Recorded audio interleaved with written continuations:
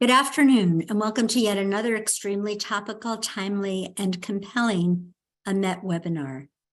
Before we begin, you should be, and most probably are all aware of the fact that Israel is in the midst of an ongoing crisis.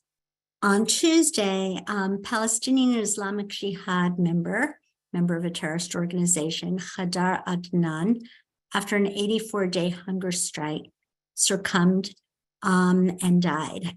Israel repeatedly tried to force medical care on Hadar, both within and outside the prison system. Hadar Adnan was a very popular figure within Palestinian society, and his death has sparked a response from Palestinian Islamic Jihad, where the people in southern Israel have been targeted by, at last count, approximately 103 rockets in their direction.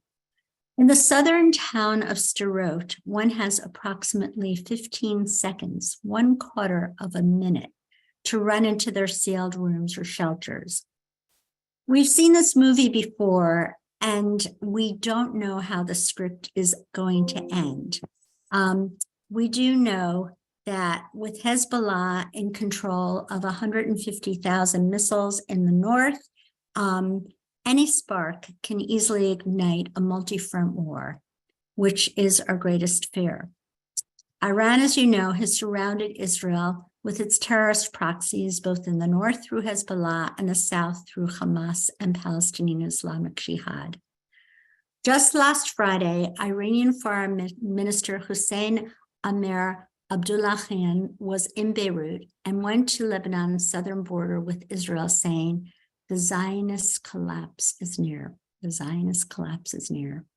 And the head of the Al-Quds force of the Iranian Islamic Revolutionary Guard Corps, Ismail Qaani, recently met with the head of Hamas, Ismail Haniyeh, and the head of Hezbollah, Hassan Nasrallah, saying now is precisely the time to strike at Israel. It is not lost on these leaders that Israel has been in a very, very loud, vociferous war among themselves. There aren't war, but confrontation between different visions of Israel on the streets.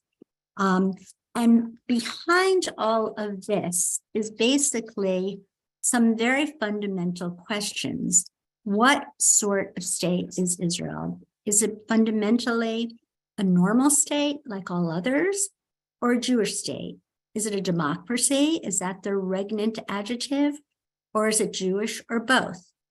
Is it simply a haven for Jews to escape to?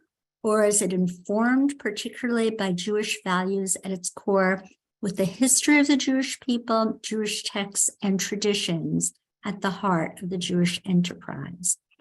Here to speak about all this is my wonderful dear friend, who is the head of the director of the project on global anti-Semitism and the U.S.-Israel relationship at the Center for Security Policy, as well as being a senior fellow at the Kohelet Policy Forum. David Wurmser and I go back a very, very, very long way, since the beginning of Oslo, and we have a very, very special, close relationship.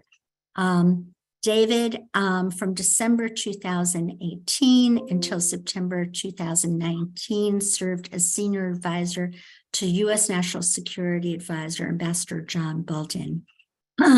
Prior to that, David was the senior advisor from 2003 to 2007 to U.S. Vice President Cheney on the Middle East, proliferation, and strategic affairs. Immediately following the 9/11 attacks, David consulted until January 2002 for the Office of the Secretary of Defense and the U.S. Department of Defense on a war-related classified project. And in terms of understanding the nature and the strategic significance of terrorist group networks and their interactions with states. So David has Also been involved in military service for the United States in terms of intelligence, and he's been in the U.S. Navy Reserves, reaching the rank of lieutenant commander. David holds a BA in political science, an MA in international affairs and international economics, and a PhD in foreign policy and Middle East affairs from the Johns Hopkins University. He's written scores of articles that have appeared in the Wall Street Journal, Financial Times, and commentary, and has published at least one book that I know of. And without further ado, it is my honor and my privilege to hand the podium over to David Wurmser, who will talk a little bit about the deeply simmering cultural and sociological antecedents to what we have been seeing over the last several months on the streets of Israel. David? Thank you so much, Sarah. And it is an honor to speak to Emet. I remember when you created it, and it was filling a great void at the time, and you have risen to that organizationally. Washington isn't the same ever since Emet's been created, and it's much better for it. So for me, it's a great honor to be here. I've always loved dealing with Emet, both reading stuff and dealing with Emet programming and so forth. And I'm just looking back and thinking, what a great thing that you've done here. Now to the topic, we originally thought about talking about the judicial reform, but trying to look at it from a slightly different angle. Namely, what are the underlying sociological things that are coming into play here? And the truth is, with the rockets that you've had over the last 24 hours and the overall climate, and then a whole bunch of other things, you begin to realize what Israel's going through right now is a bewildering moment of change. And everything really originates in how bewildering it is. Let's start domestically. Every nation, about 80 years in, resets its foundations, and Israel's no exception. Now that in the United States didn't go over peacefully. In Israel, I have faith it will go over ultimately peacefully, but it is gut-wrenching, and you can't get around it. The second thing is that Israel's foundation was on a fairly narrow base, sociologically, secular, socialist. It really was a spirit of the mid-century, mid 20th century politics. And I give a lot of credit to some of the founders, including Ben-Gurion, not falling into some of the traps that some of his comrades in the socialist camp did. And Israel owes a lot to him for that. It was a democracy, and it actually was relatively successful in creating a national identity and structure. But then there's other things going on. The demography of Israel's changing. The Haredi, which were a small little minority when Israel was created, now are a fairly substantial minority. The socialist secular elites are now a minority. National religious, the Rav Kook's followers are gaining in popularity and are very prominent in many places. So everything has been shifted.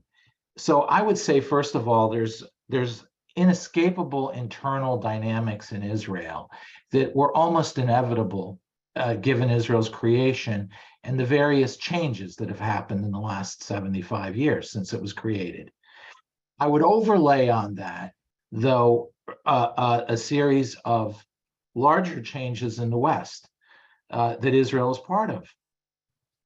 There's no doubt that the West today is not the same West as 50 years ago. Lay aside all the issues of the civil rights movement and the question of how we handled our minorities in the United States.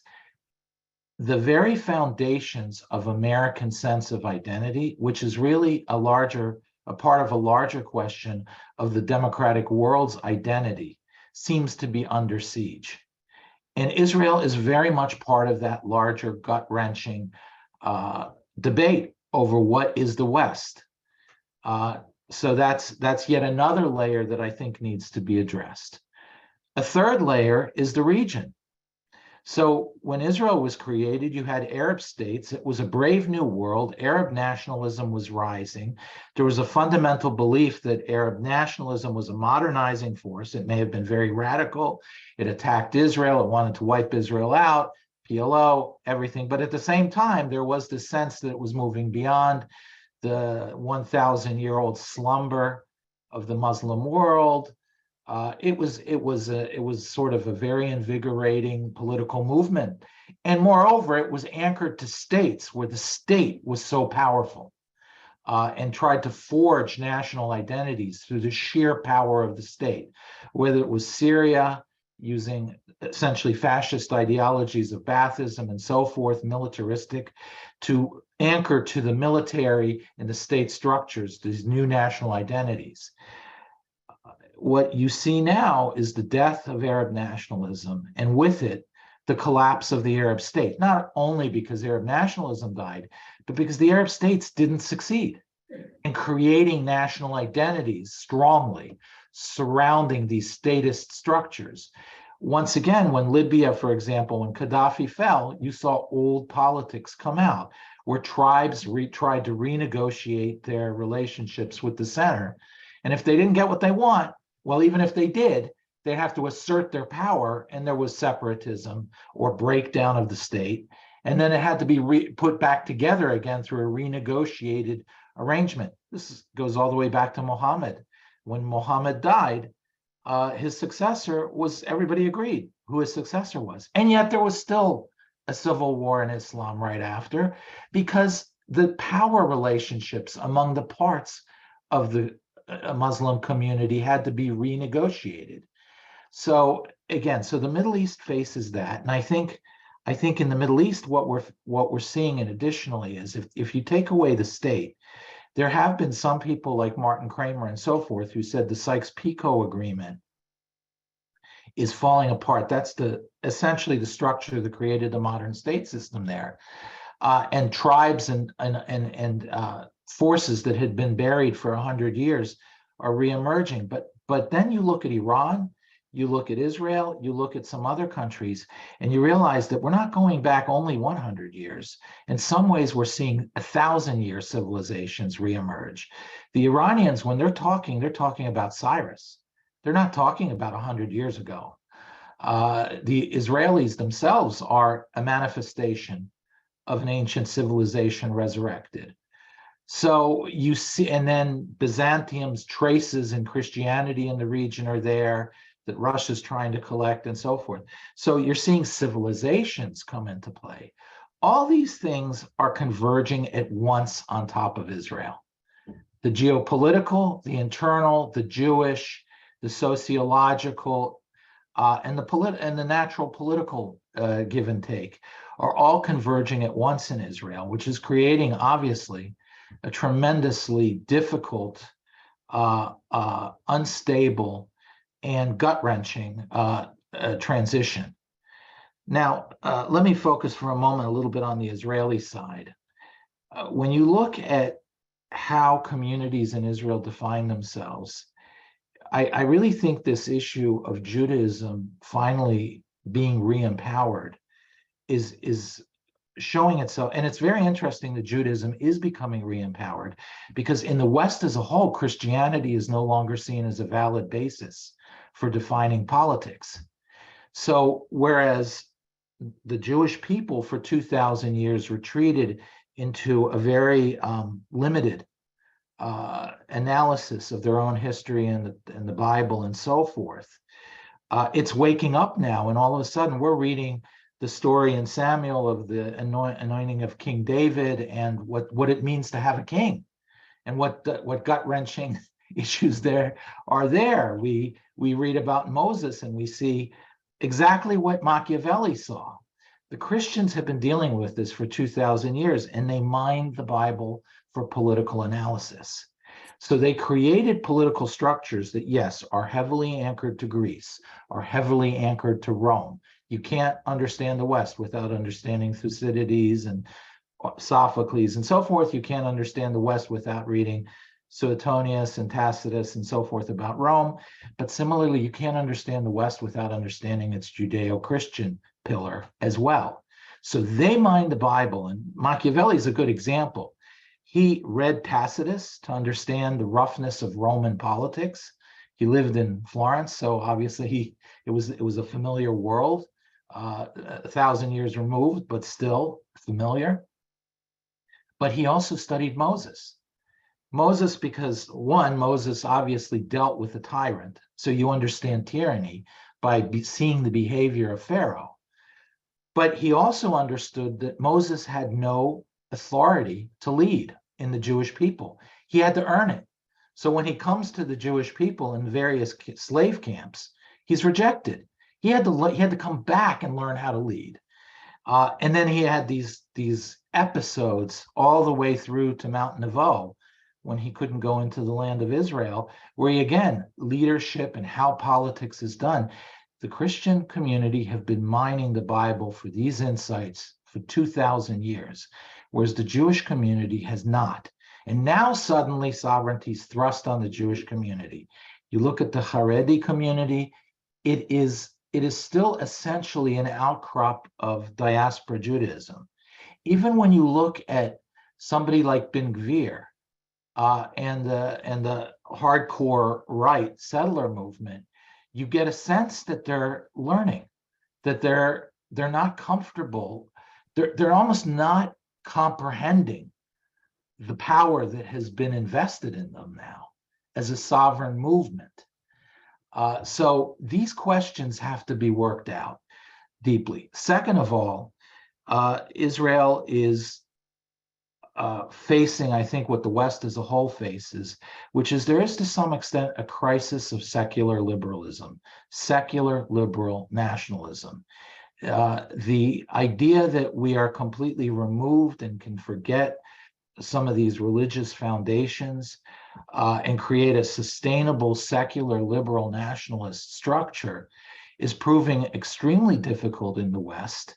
People are essentially manifesting the success of secular Arab nationalism. You're seeing the rise of America as a great nation and so forth, but people aren't happy. There's something empty, and people are looking, and they go and they look for social justice politics, and they look for whatever they look for. And you see the upheaval that comes from that. I think Israel's not immune to that. So in many ways, Israel, and then strategically, I mentioned the Arab world. The other thing is Israel, ever since the War of Attrition, before the 73 war, fundamentally shifted its strategy as part of the Western Strategic Alliance. It existed under the American strategic umbrella in the Cold War, and it calibrated its defense policy around those questions. And that whole structure is under great stress. First of all, inherently to being dependent might not, one can really examine whether it was a wise strategic choice by Israel. But even if it was for 40 years, now Israel is facing a circumstance where it may need to go it alone on Iran, and it may not have American support. And this is a brave new world for Israel. So I think all these things are converging, and we can get into them in depth. But I figure I'd frame it that way, because you can't look at the reform question, which is really also about internal political power. It's not just a theoretical question about how you balance various branches of government. It's also about power, and it's about the fundamental concept of who has authority, whether it's a philosophical question in many ways. So maybe it's best if I leave it at that, Sarah, and then we can get straight sort of questions so we can go into depth into some.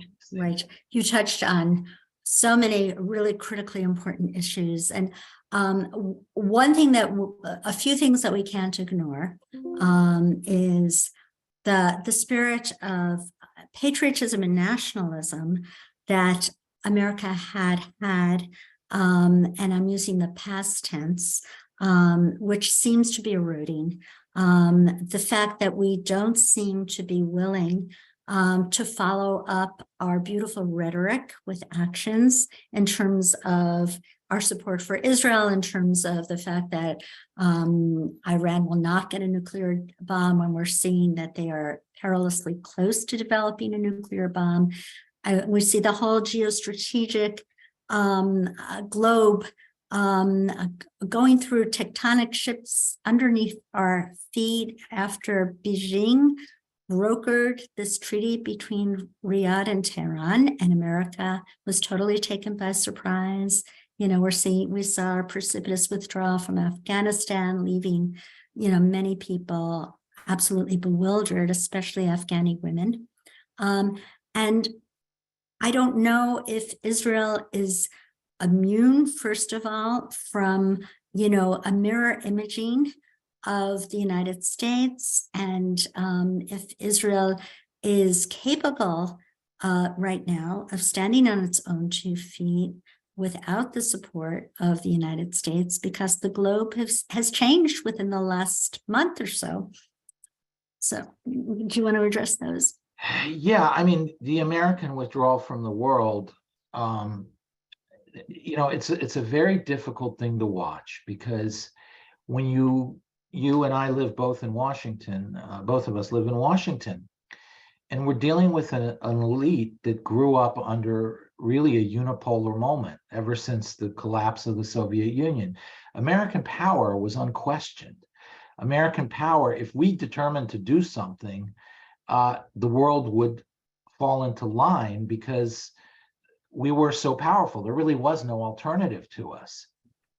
And now I think what you're seeing is we've had 2 generations or more of foreign policy leaders in Washington cashing in on that power without taking policies to cultivate that power.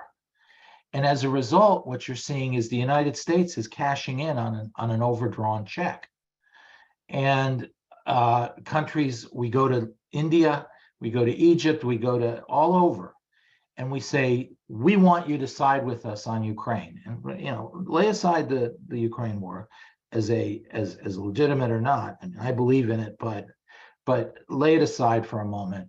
We went to various countries around the world and said, listen, this is really important to us.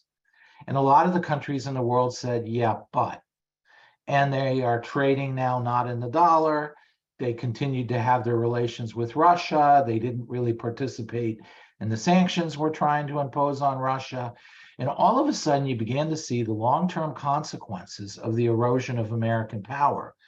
It's not only the left and its policies under Obama, which had an inherent suspicion of American power, and in my view, deliberately, in the progressive camp, deliberately unraveling American power, because it saw American power as a function of American arrogance, which is a function of American the foundations of American political culture being flawed, and that therefore America needs to withdraw and be humble.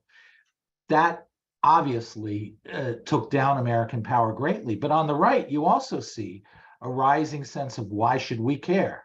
Why do we need to sacrifice? And part of it might have been because of an overreach and the fact that we thought we could do everything, and now Americans got tired of it, and we didn't resolve some of the wars we got into. We didn't think about winning. We thought more about stabilizing and things like that. So Americans got tired, and basically, because we're a country that our business is being free, so we didn't want to spend our lives worrying about the rest of the world all the time. We wanted to spend our lives worrying about ourselves and our lives. So we wanted to come home. So the right has also this tendency to withdraw. But the common denominator of both is that everything that America represents, including its way of living, its standard of living, and its power, which even the left and the right still want to use, are based on the cultivation of American power that hasn't been cultivated now for 2 decades. Right. So do you feel, I firmly believe that despite the vociferous debates on the streets in Israel, for Israel, the issue is existential. Yes. They don't have the luxury of withdrawing. They're right there in the midst of these tectonic shifts. And we can't rely, or Israel rather, can't rely on what we were hoping would be an alliance between Arab nations and Israel to fight the Iranian threat, but Iran has basically been dominating the region since the Beijing agreement was negotiated with Riyadh, and all these old enemies are running together. So I'd like to make a distinction, though. I think there are lots and lots of Israelis on the left who, when push comes to shove, even though they might not see Israel as a Jewish state, and they don't define themselves as Jews, but as Israelis, they will defend the state, I believe, when called to serve. But in the United States, because we have what I like to call our two liquid assets of the Atlantic and the Pacific, we have more of a luxury of retreating inward. Do you agree, disagree? I think, no, I agree. And I think if the polls in Israel suggest exactly what you're saying. If you look at the polls in Israel, obviously the right in Israel and the polls has suffered. But equally, Yair Lapid has suffered. And the one who's gained everything in the polls is Gantz. And what does Gantz represent? For, ideologically and so forth, he's to the left. However, he represents that view in Israel of, first of all, yeah, there are problems with the judicial system. They need to be fixed, but let's do this carefully. There's no urgency. Why are you so urgent, etc.? And that's tapping into the larger Israeli view of, please just make this go away. We're worried about so many things right now. We see America withdrawn from the world. We know we're on our own. We see Iran encircling us. We see the global economy facing threats that are not yet acute, but are heading there. We see, even in the high-tech sector, the Israelis see all these things, and they understand that internally also they're going through a great upheaval. So for them, calm is very important, to take this calmly and carefully. And Gantz has tapped into that. And that's the explanation of his rise in the polls. It's also the explanation of why Prime Minister Netanyahu is shifting centerward, and he's antagonizing some of his right-wing coalitional base. And you saw it this morning explode with Smotrich. Not Smotrich, with Beer. Actually, Smotrich took a different line, who's the other head of the Utzma Yehudit party, the right party. He basically said, listen, we've got a right-wing government. We can't have everything now. Patience, please. Let's just calm down, take a deep breath. Let's survive, etc. So you even see him moving toward the center, right, as opposed to Ben Gvir and so forth. So I think what you're seeing in Israel is the center is holding, and the center is beginning to reassert itself. And politically, politicians who are heading to the center seem to be doing well and better, and those who are not seem to be in deeper and deeper trouble. And I think this goes right to the core of what you're saying, Sarah, which is, I think most Israelis don't see a contradiction between being Israeli and Jewish. They don't like the question. They know the left is pushing it, and they know the right is pushing it. The right answer is, we're Jewish, we don't need, democracy is much less important. And the left is saying democracy is the only thing important. We want to be another European country. Our Judaism is not important at all if we aren't even Jewish. So the center is saying, come on, we're democratic and we're Jewish, and we have to be both. And so I think you're seeing that reassert itself. And they have one concern: survival and their welfare. And so when the reservists and the refusal to serve came up, the numbers actually were very small. We heard about hundreds. What I'm hearing was that the actual number that did act under threats were in the dozens at most, in a nation of 9.2 million people. And those who responded to that and made a point of showing up when it wasn't even required was also very high. So the actual showing up of reservists was one of the strongest showings yet in the last few weeks. So I think this really points to the fact that the Israelis do understand that they're under threat. They're in one boat. They may not like each other at times, but they are one people who have to navigate this as together at some point. And I think it's come out. Excellent. Okay, speaking of survival, in terms of the new relationship between Tehran and Riyadh, you, of anyone, knows there's been 14 centuries of enmity between the Sunnis and the Shiites. What kind of sticking power do you think this has? Will this relationship survive, or do you think, you know, do you think the attacks from the Houthis and Yemen will actually cease forever, or do you think they are going to go back into their old patterns? Oh, the old patterns will survive. I think to understand what the Saudis are doing, one really has to look at it in almost as a tribal politics here, which is they're a tribe in a dangerous region that doesn't have the power all on its own to survive. And it's facing another tribe, Iran, that is extremely dangerous and has it out for them. And they had a strong horse, the biggest tribe in the world behind them, the tribe of America. And we all of a sudden have written them off.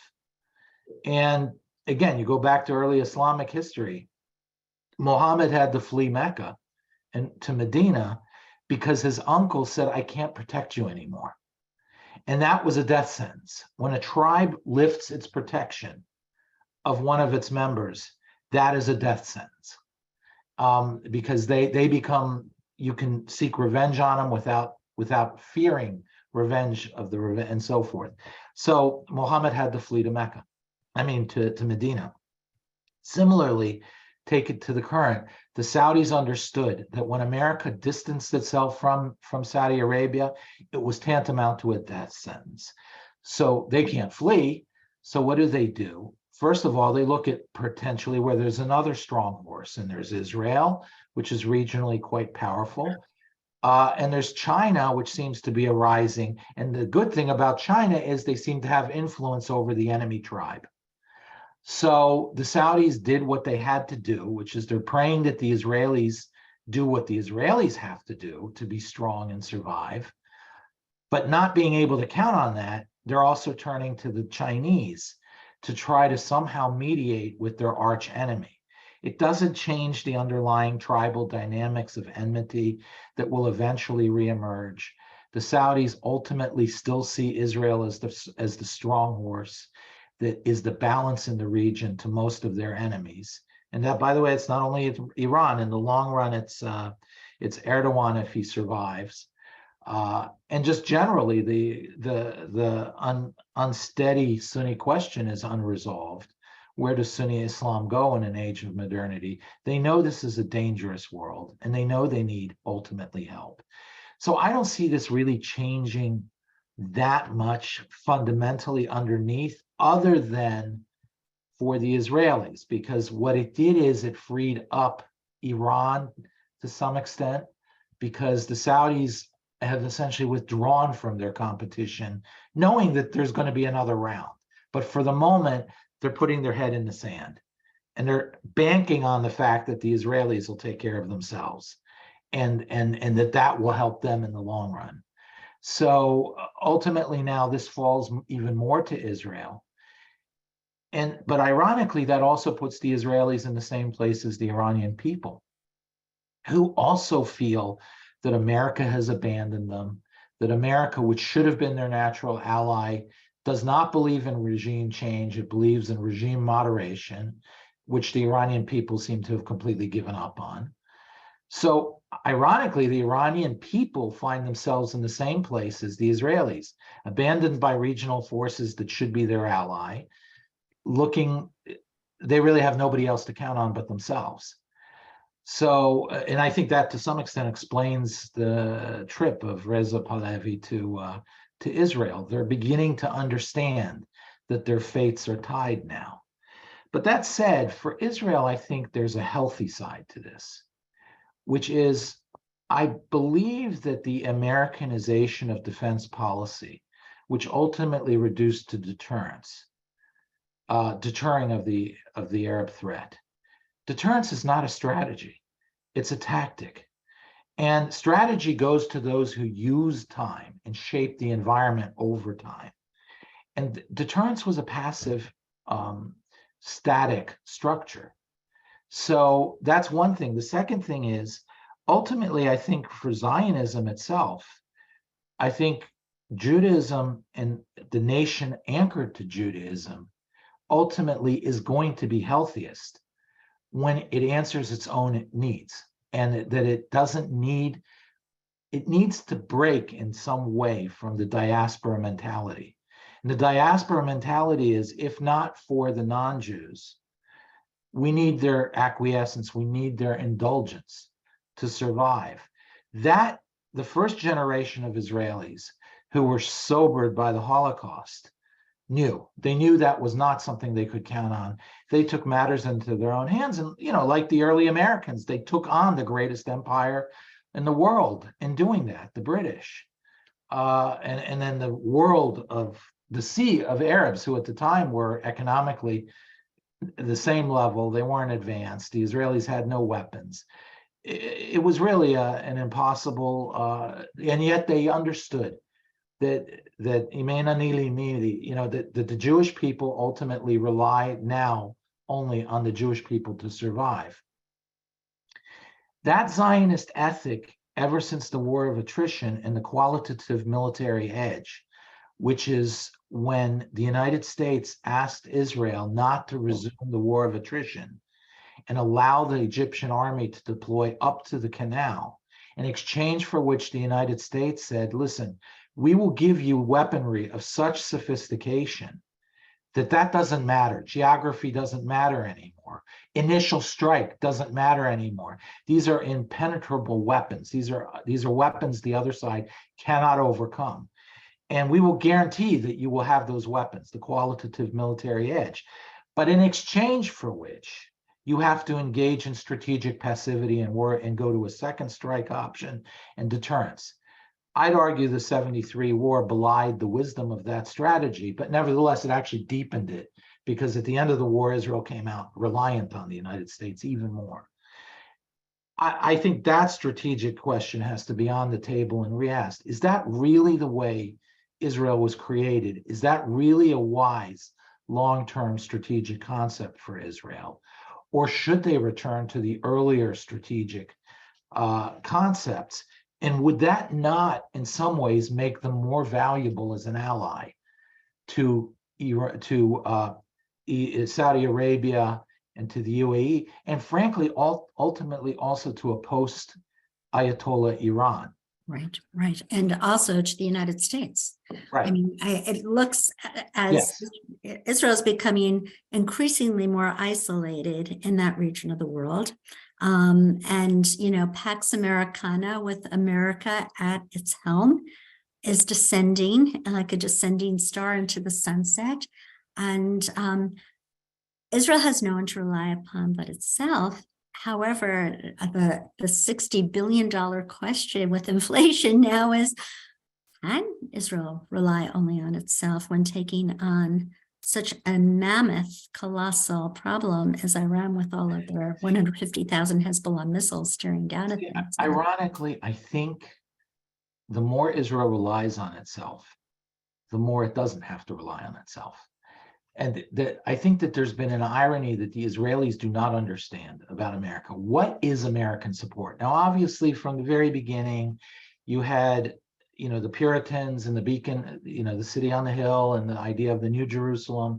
And you had George Washington with his letters to the Jewish community in Newport and so forth. There's always been a Zionist, pro-Jewish, or Judeo-philic quality to American politics. It's deeply ingrained in our culture. But that is not the only source of, that ultimately, in my view, goes back to Mount Sinai and Mount Moriah, the two foundations of Western culture spiritually. And that meant a lot to early Americans. But there's the second side of it, which is the Israel captured a projection of American view of itself. So we had this view of Cincinnatus as always, young Americans have no clue about Cincinnati and what Cincinnatus was, the Roman emperor who founded the Roman state, essentially. He was a farmer. He was reluctantly pushed into leadership, was a great leader because he was reluctantly pushed into leadership, and then was offered to become emperor for life and said, no, I want to go back to my farm. George Washington, consciously member of the Cincinnati Society, went back. This agrarian, redeeming the land is the true form of independence. Freedom is born of being a farmer, of being independent. Well, Israel captured that. What's this pioneering spirit? It's independence. The kibbutz, which, lo and behold, Americans never understood was just a Hebrew word for commune. This was projected onto Israel, and it captured in America a spirit. Then Israel acted independent. It acted that way. It acted the way Americans looked at themselves, that we don't look to other countries to defend us. We're spunky, we're prickly, but our principle and our commitment to the principle of who we are is what makes us great. Our greatness doesn't make our principles. It's the other way around. We're a great nation before we're a powerful nation. And they looked at Israel and they thought, okay, that's what the Israelis are. They're standing on principle, and that's how power comes. That's how greatness comes. So we projected onto Israel that. So ever since the War of Attrition, but especially since Oslo, there's been this theme in Israeli policy that to win American approval, you have to give America what it wants. You have to entangle the Americans in your defense. You have to make your problem their problem. And then the Americans will see, okay, Iran is our problem. Yeah, remember that there was this idea of putting NATO forces in the West Bank and the NATO forces on the Golan Heights. If it's an American problem, then if Israel has to go to war, the West's going to go to war. And what they were doing by doing that is eroding, actually, the American perception of Israel being worthwhile. I mean, I think Americans basically have this view that if you're willing to fight for something, then it's then it's worth fighting for. If you're willing to die on your sword over a principle, then you're committed, and we better help you because that's probably worth something fighting over. But if you say, this is absolutely critically important, I got to do it, but I need your permission, and I don't know if I can do it without you, but then the Americans say, listen, if it's that important to you, why don't you do it? If you're not willing to do it on yourself, then why should we? I mean, you're saying it's vital. It's not vital for us. Why should we help? So I think, ironically, the more Israel asserts itself independently, the more it captures the American imagination, and the more pro-Israel Americans feel as culturally deep down. And I think on the Iran question, that's a very serious question, that even if a better operation can be conducted with the United States, laying aside the question of whether the United States would ever do it, which in my view, the US won't. But let's assume that they do. Does Israel want America really to do that? Or does it want to show America, we are worth more than most of your other allies? First of all, we don't just carry our water, we carry your water too. Mm-hmm. If Israel asserts that, it has a much greater impact on the American psyche. Right. And let's hope that this impact will resonate and persevere through the decades of real slander that Israel has been receiving, I think, since the 1979 Saadian revolution, the Edward Said revolution, on college campuses, and also through Oslo. What you're saying really resonates with me. I remember before the Gaza withdrawal, not only friends of mine from AIPAC, but friends of mine from the Israeli embassy had said to me, this will finally prove to the world once and for all how far Israel is willing to go for peace. And of course, we got Hamasistan out of Gaza, and right now the people in Sderot are feeling the full wrath of the rockets. So whether or not people learn from that. They learn from our history. People don't understand all the history going back to 1937 of the Appeal Commission of all of the offers that have been made to the Palestinians and how they have summarily refused every offer and feel somehow it's Israel's fault because they haven't given up land for peace and, and because of the occupation. So how do we set people straight, David? Well, actually, I'm glad you cropped it that way, because this is such a brilliant point that you've made. Really, what we're dealing here with is on everything. I mean, judicial reform, everything is the wages of Oslo. And I write off there are 4 baskets in which we're paying the wages of Oslo. The first one is the write out one, that you have the PLO, terrorism, you have Hamas in Gaza, and missiles. So you have, okay, the idea that you can give them land and you'll get peace, that died. But that's the easiest, most superficial one. The second one is, the Arab side, which is the whole idea that the PLO represents the Palestinians. And being orphaned by the collapse of the Soviet Union, they're so weak that they will understand that their survival depends on Israel, and that therefore they become a malleable force. This was an extension of British policy in the 1920s, where the British thought that they could crown weak movements, like Hajj Amin al-Husseini, the Mufti of Jerusalem, and he would be beholden to them, and therefore would be malleable. Well, what you're seeing here is with the violence that began last spring under the previous Israeli government, is the vacuum being created by the final collapse of the Palestinian Authority. And there's a competition to fill that void.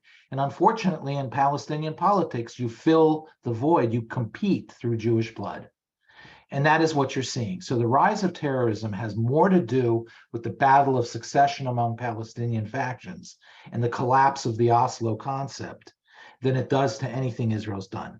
The third area was the internal in Israel, the bulldozer-like quality of ramming down half of Israel's throat through really almost a minority government, things that touch deep in the soul of Judaism.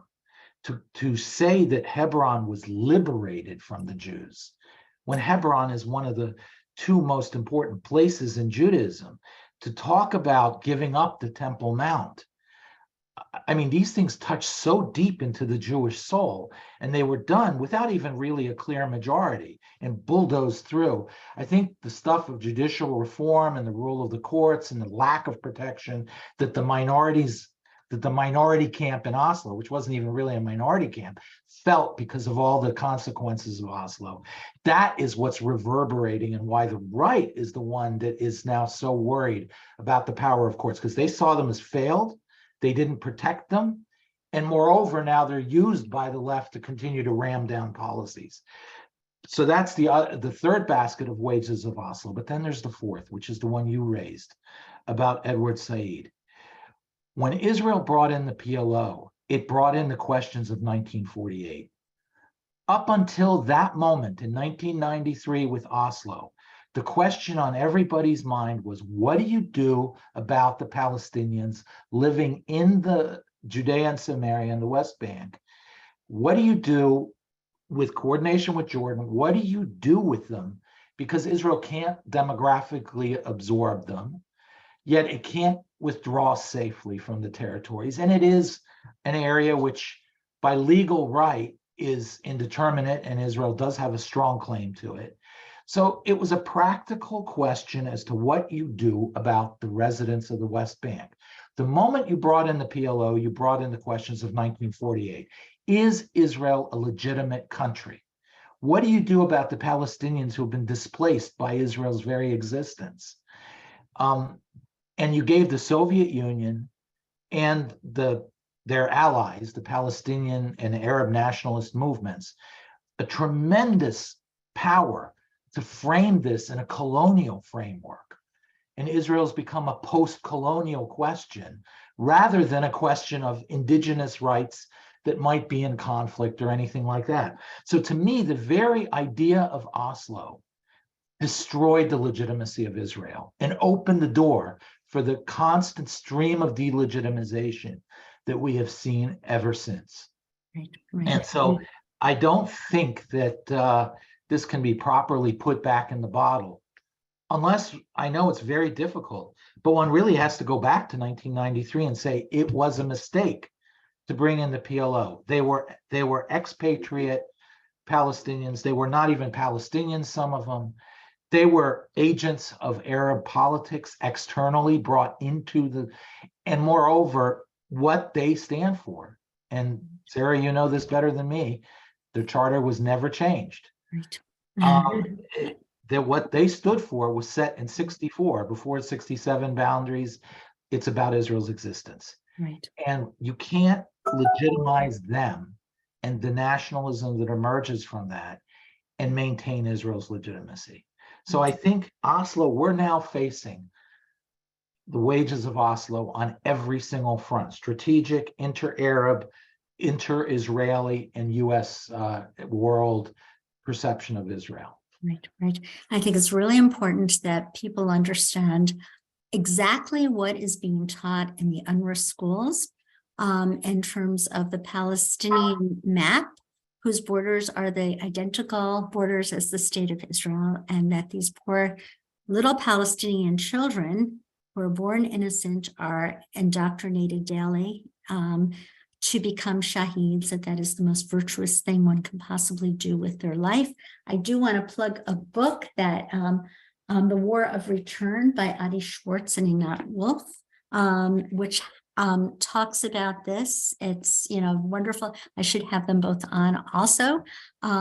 But the fact is that it is not about 1967 and how much land and how much contours of the shape of the map of Israel and Palestine will have. It is about 1948 and the very existence of the state of Israel. And we just have a few minutes to turn this over to my wonderful colleague, Hussein Abubakar Mansour, who will ask some of his own questions and field some of the questions that have come in.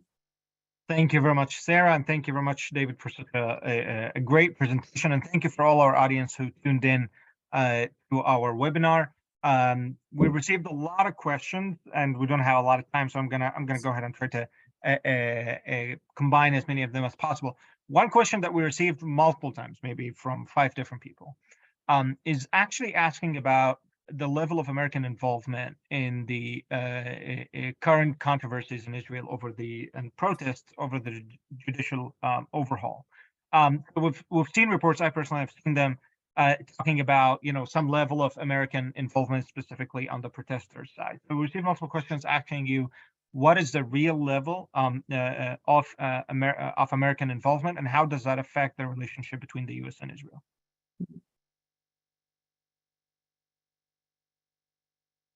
Hello, David. Lost you for a second. Oh, there, I'm back.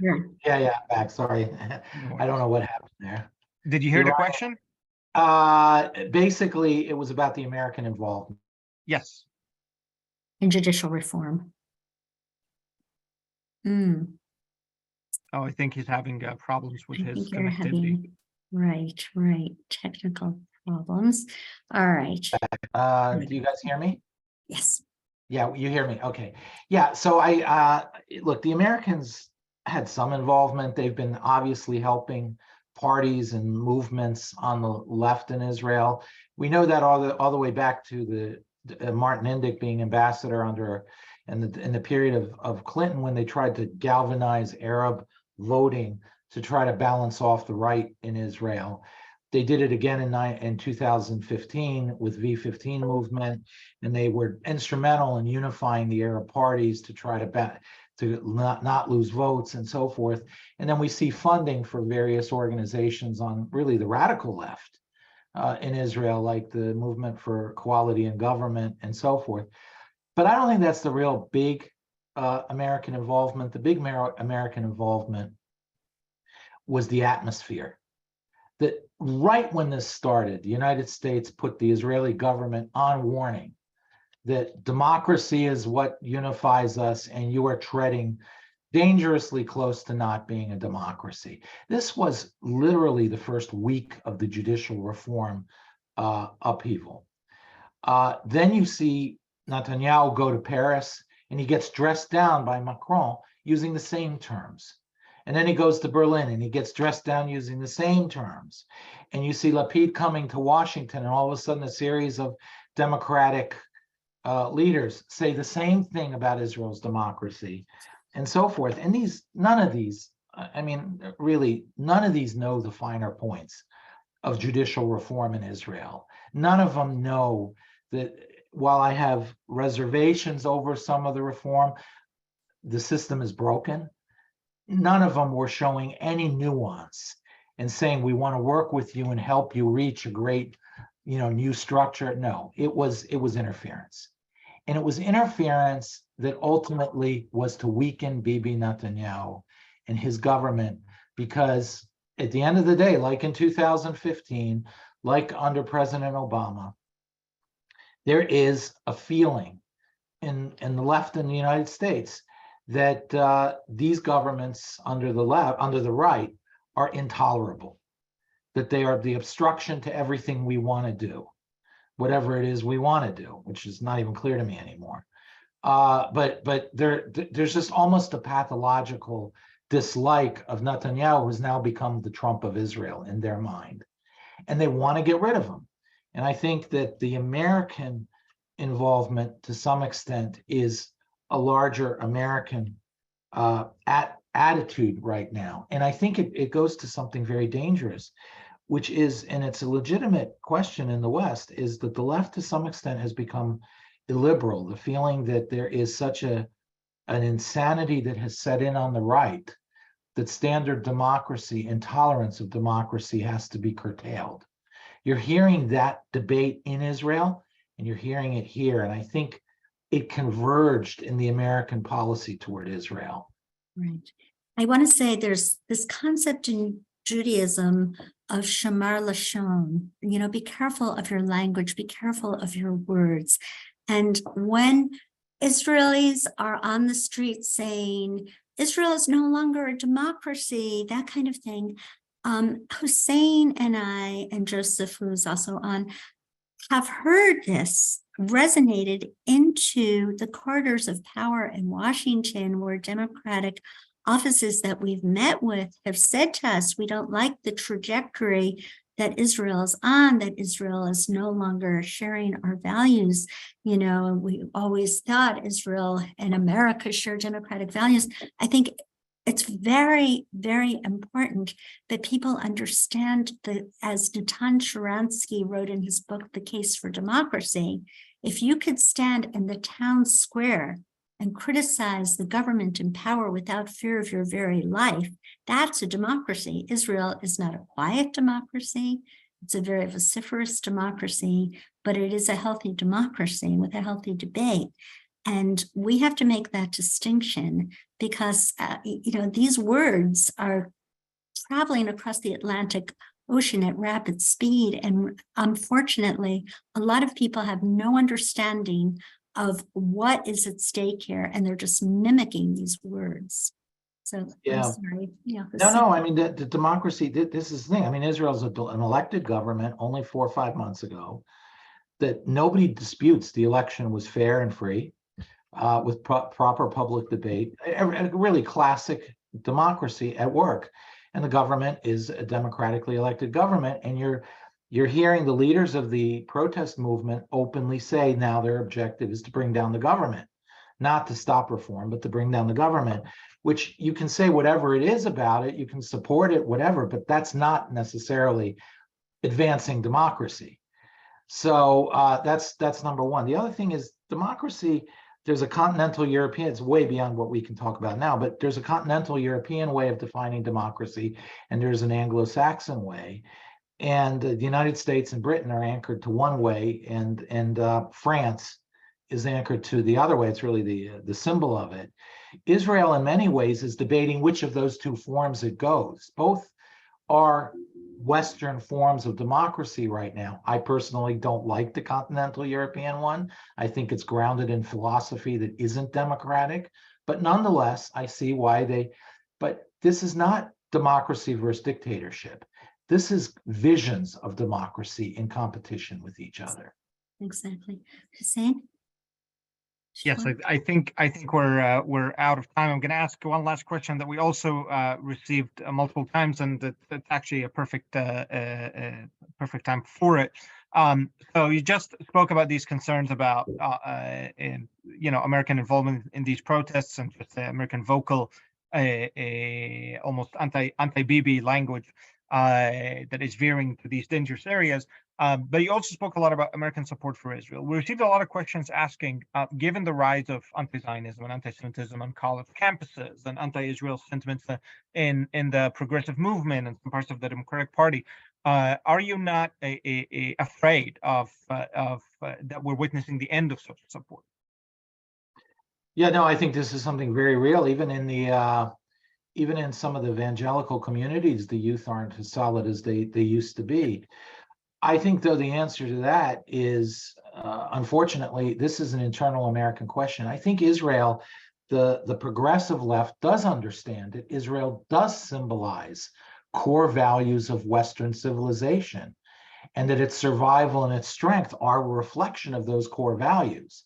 So as the progressive camp is increasingly in rebellion to the West, it sees Israel's important to them. It is maybe one of the most important issues for them.